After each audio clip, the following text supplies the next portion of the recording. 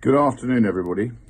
We've just finished another Rachel Reeves budget, which has further embedded the culture of welfareism and damaged the culture of enterprise.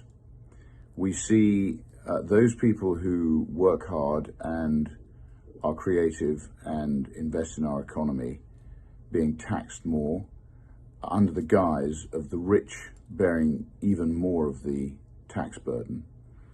Meanwhile, we are rewarding indolence and welfareism.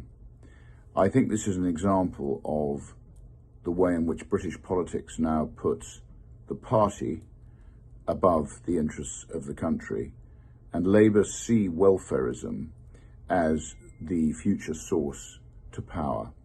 They want to create people who get used to a welfare culture and a statist sort of handout which effectively buys their votes. Obviously there needs to be a safety net for the people in society who can't find their own way and make their own contribution for whatever reason. But the lifting of the two-child benefit cap is quite extraordinary when taxes are going up for everybody else. As we know, the individual responsibility, in my opinion, of people who decide to have more than two children should be that they get a job and they pay for the extra cost of those children if they want to have more than two children. That's how responsible working people behave. If they can't afford them, they don't have them. The other issue, I think, which is concerning is that foreign families tend to have more children than the British or English families. And as a result of that, it will be those units who effectively benefit from this, in my view, misguided change to the current policy. I think it's time now that the British taxpayer is put at the top of the agenda.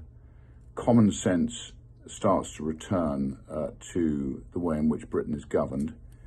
That foreigners who've recently arrived cease to receive any benefits at all.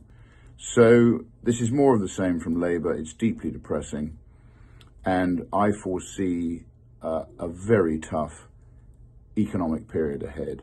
The economy, in my view, is already turning down, and I think this is going to basically lay the foundations for further economic misery and a lot of further suffering for those people who are trying to live their lives properly and pursuing a life without welfareism, without state intervention, and they're proud enough still to want to be responsible for their own destiny, not rely on a deficient state for handouts.